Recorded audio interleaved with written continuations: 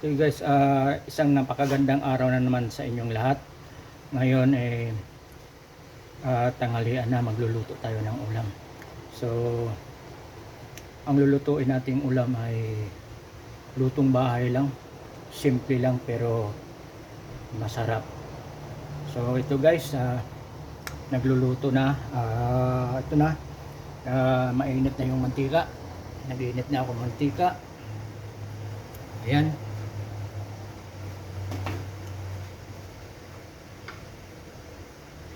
Ingredients natin guys, bawang tsaka sibuyas. Una, igisa lang muna natin yung bawang sibuyas. Ayan. So lutong bahay lang to, tsaka mabilisan lang.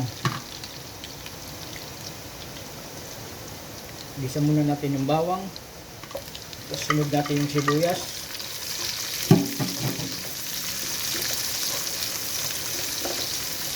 Ayan. Tapos ito guys,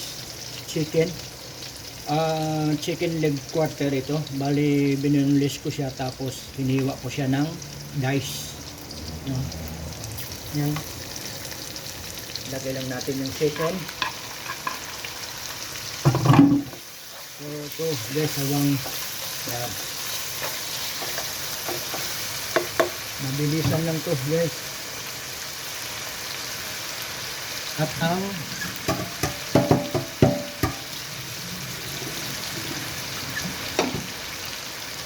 ito, fried tofu. Bali pinirito ko na, hiniwa ko ng dice or cubes. Yan, prito na, ready to rock and roll na siya. Tapos ay broccoli. Ayan, simple lang to guys, pero masarap to para sa ulam pang pamilya. Ayan. So habang naglulundry tayo, yung lundrihan ko, yung labahan ko, nakasayang dyan sa likuran, sa washing machine. So habang naglulundry tayo, luto-luto muna tayo ng ulam. So ang kapartner nito guys, yan, ang kapartner nito ay ito, isda. Ayun, atulay, makiril. Hindi, ayan, ito ano na to, ito yung mga huli ko sa fishing, mga tira. So bali malinis na to. Ayan, malinis na siya, at saka may asin na. Ayan, bali ipiprito lang natin. So habang ginigisa natin yung manok, ito na sa kabilang kalan. Ayan guys, medyo mainit na yung mantika. So piprito natin yung isda.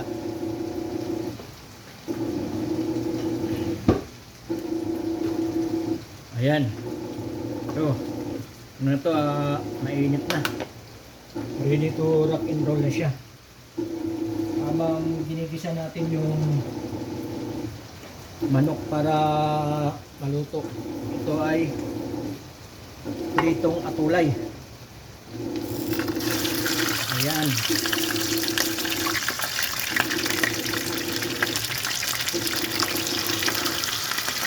Isa, dalawa, tatlo. Ayan. Dahil ito guys ay puputok ito kaya takipan natin para hindi tayo matalsikan ng mantika.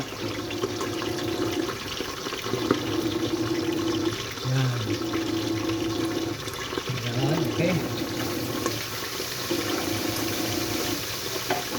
Tapos dito naman sa kabila, ayan, ito, lipat natin yung camera. Ayan. So guys, ginigisa natin yung manok. Lalagyan natin ng kunting asin. Kunti lang. Kasi mamaya maglalagay pa tayo ng tuyo. saka paminta. Ayan, paminta. Ground pepper. So guys, ano ka, chicken broccoli with tofu. Instead of beef broccoli, chicken naman ang gagamitin natin pang sahog. Saka may halo siyang tofu. So, ayan guys, pag nagigisa lang natin ng konti yan, kailangan mas maganda igisa natin ng maigi yung manok.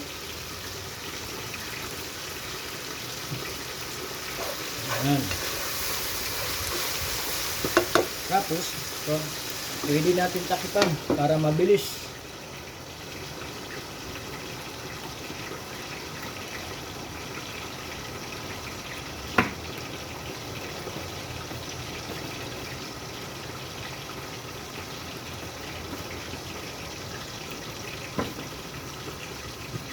Alright.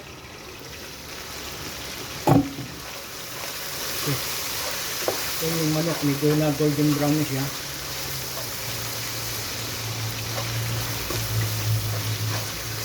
Lalagyan natin ng kunting tuyo. So guys, tuyo. Kunti lang para huwag maalat. Ayan.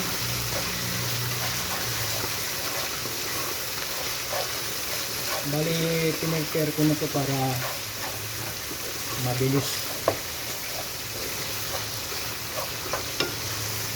Lagay natin yung broccoli.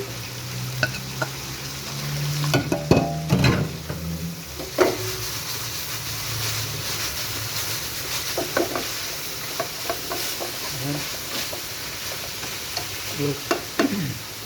Yung broccoli medyo konti lang. Tapos, takipan lang natin.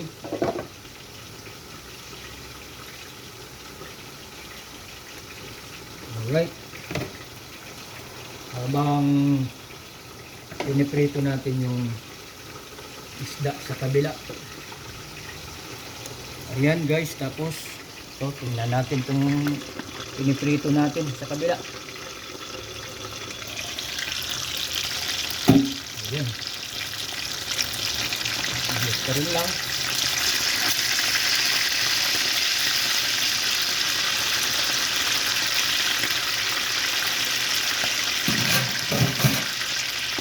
Pagkabaliktad, takipan lang po natin ulit para hindi tayo matalsikan.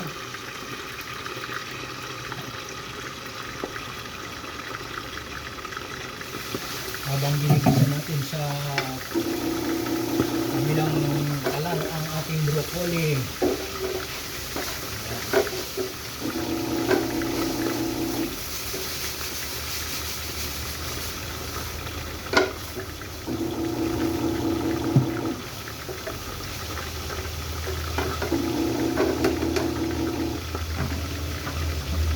Lipat natin yung camera.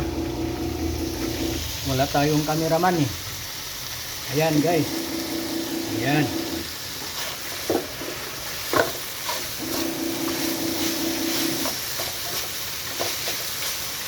Ito guys, ano lang po. Medyo dry lang ang pagkaluto nito.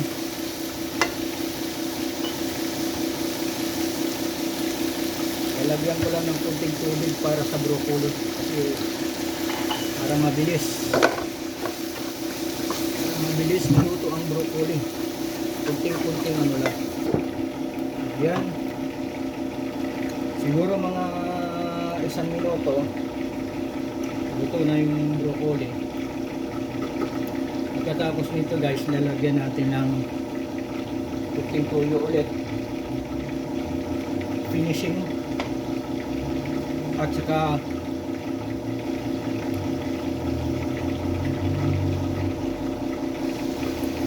ayan, musok ko siya. Ibig sabihin yan, ang broccoli kahit half cook lang siya, okay naman. Ayan. Tapos lagay lang natin ang tokwa, piniritong tofu. Ayan, piniritong tofu. medyo nakakunti lang yung broccoli.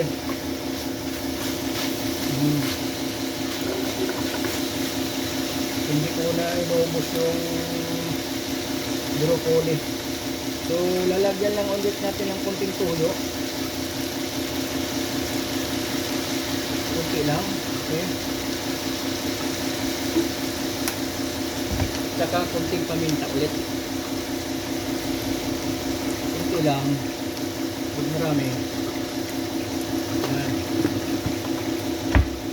Haluin lang natin yung konti. Saglit. Para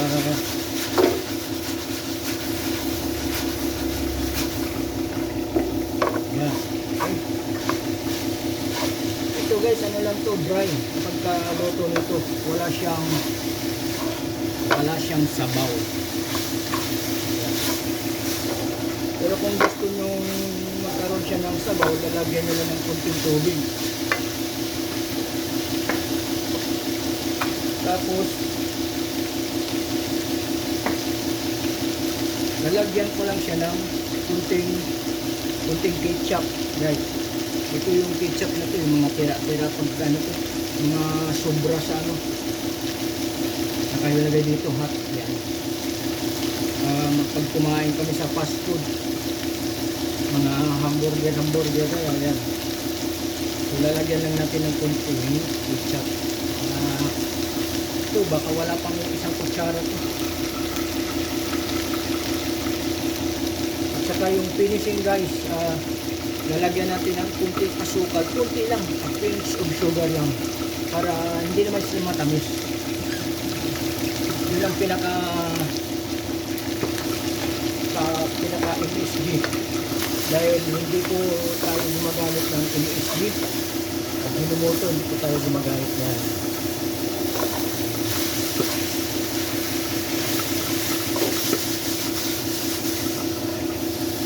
Yan. Sure mo na guys. Kahit hindi ko na ito titikman. Napakasarap na yan.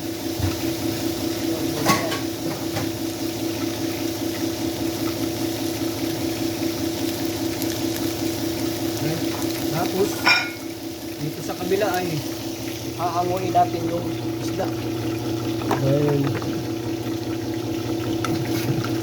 baka masulog pa.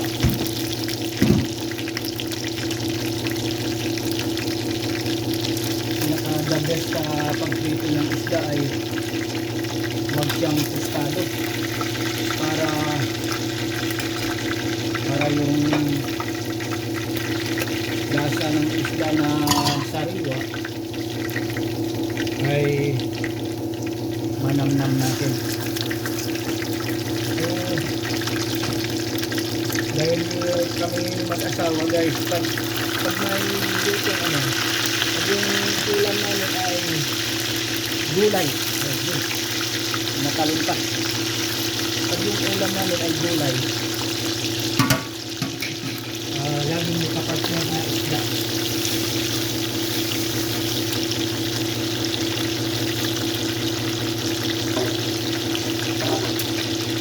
Laging may kapartner na isda. Prito. Takipan lang natin ulit. Ayan.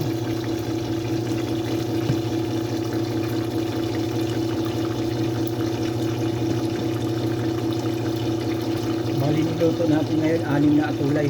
Kasi wala kami hilig sa isda eh. Ayan. So, ito guys. Ayan, luto na to. Pero, yan, dry lang to ang pagkaluto. Wala siyang sauce. Talaga ano siya, stir fry. Yan. Kita nyo, dry lang siya. Wala siyang sabaw. Tikman natin yung tuko. Yun. Masarap. Ayun lang guys. Masarap. Thank you for watching. Ito po si Adventure Chef na nagpapasalamat ulit. Maraming salamat. See you on my next video.